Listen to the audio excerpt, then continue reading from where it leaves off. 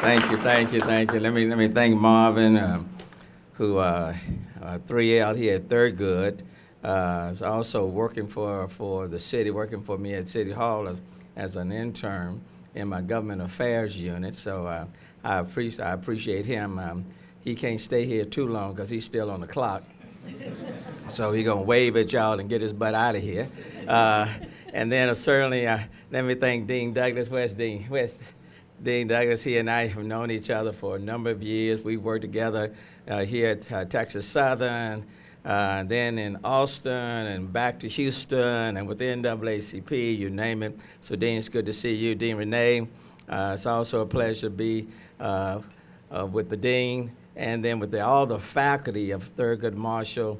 Let me just say good afternoon. But most especially, I came to see all of you. I've been in this room many times. I taught at Thurgood Marshall at the law school, taught here. Initially, my commitment was for 2 years, and then I fell in love with it and stayed an additional 15 years. So I was over here for 17 years teaching in this trial simulation program. Thoroughly enjoyed it, had a wonderful time, and see some of my students even now. Ron Green, who was the former comptroller for the city of Houston, was one. Commissioner down in Galveston was one of my students. You know, I've got them all over the place. So unfortunately, I won't be one of your teachers. Hopefully in time, when I finish at City Hall, I'll return and teach somewhere. But let me just say good afternoon. Good afternoon. Nah, that was weak as hell. Good afternoon. All right. Look, let me extend your greetings on behalf of the city of Houston. How many are from outside the city of Houston? Let's just see a show of hands. Outside the city. Whoa. All right. How many are outside the state of Texas? Whoa. Okay. Let me get all y'all registered to vote as soon as possible. I'm glad I came here. Tanya's with me from the city. Tanya Wade, she's with my communications department, and HTV is here with me, and Jeff is another intern with me as well. Your chief of police was with me at the city for many years, and now is the chief of police over here.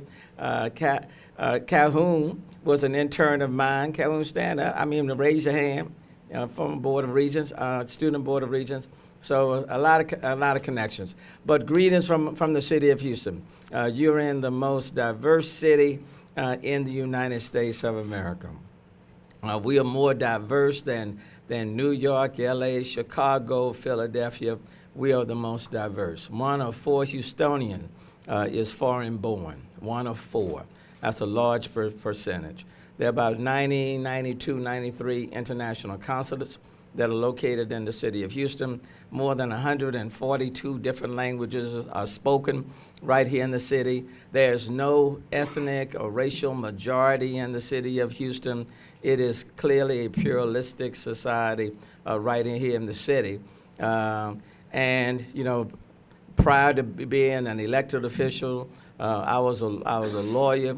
I've been a lawyer now for, what is this, 2017? I've been a lawyer now for, if you can believe it, for 37 years. It doesn't seem like it's been that long. Doesn't seem like it's been that long, and was in the legislature for some 26 years, and now the mayor of the city of Houston, and been the mayor since January of 2016. So it's been a good stay. I can never forget though my first year in law school. In fact, decided to go to law school. There are no lawyers in my family.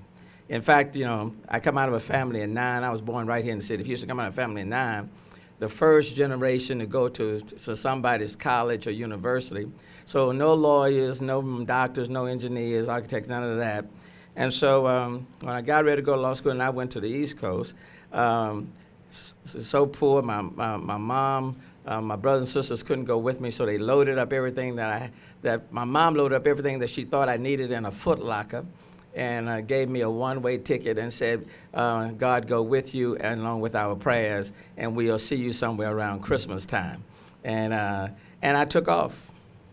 I literally took off, sight unseen. But people kept telling me, the first year. I didn't know quite what to experience in my first year in law school.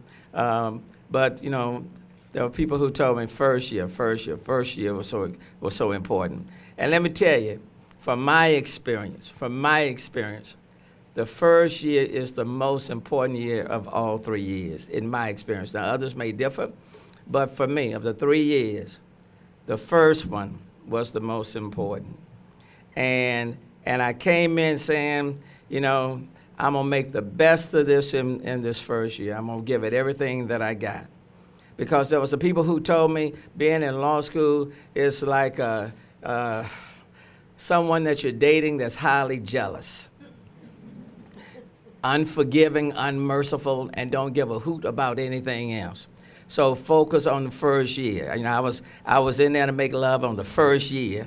That was, and first impressions are lasting impressions. So I was gonna give it all I had in that first year. And I came in, and plus I said, look, my mom, who was raised in 9 kids, she was a maid at the Rice Hotel downtown, so she was the one who signed my loan papers to go to law school. So I knew that she had a lot on the line herself, okay? And then there was this senior citizen at my church, Evelina Muldrew, and I'll never forget her. She didn't graduate from anybody high school, but she had been in the church for many years, a senior citizen. She fell in love with me when I was in college here. And so at the end of every church service, she would come up to me, and she would hug me, and then she would leave old people, how they roll up their dollar bills and stuff. That she rolled up that $5 bill so tight, and she would put it in the palm of my hand, and she would say, Brother Sylvester, Sister Evelina doesn't have much, but what I have I'm going to share with you, and I'm praying for your son. Every Sunday after church, and when I would come in, she would find me, put that $5 bill in my hand, and wish me the very, very best. So when I went to law school that first year, it wasn't just for me, but I was representing so many others, my mom, Sister Evelina Muldrew, and some other folk. So I decided, let me give everything I got in this first year. And literally, I put a lot of things aside.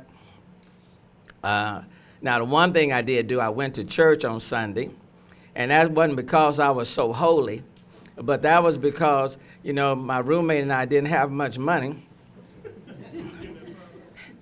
And he said to me, he said, call me Sly, why don't we go down to the church and join, and then maybe somebody gonna invite us to their house after church on Sunday morning.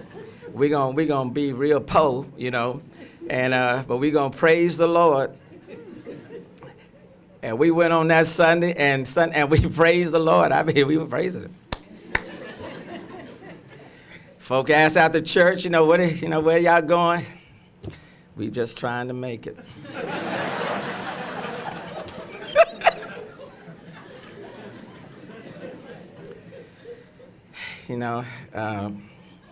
We got a few things at the house, but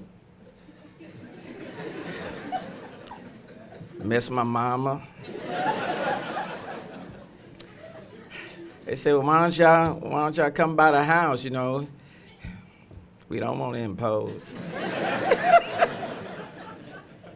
Went there the first Sunday, came back to church. I don't care what time we came in on Saturday night. Now, this is a true story. I don't care what time we came in on Saturday night. Sunday morning, we sat always in that same section.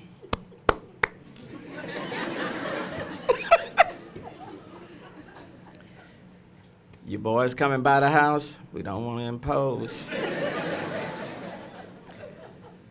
Hell, we brought the aluminum foil and everything else with us. Oh, we were packing out. But stayed focused in that first year. And then when it came time for the summer internship, But grades were pretty good in the first year. Grades were pretty good. And so I got the summer internship back here in Houston at one of the law firms here. And at the end of the summer, on my way back to law school, the law firm said to me, look, we like your work, and so this is what we're going to do. We're going to extend you a permanent offer so that 2 years from now, when you graduate from law school, you can come and work with us.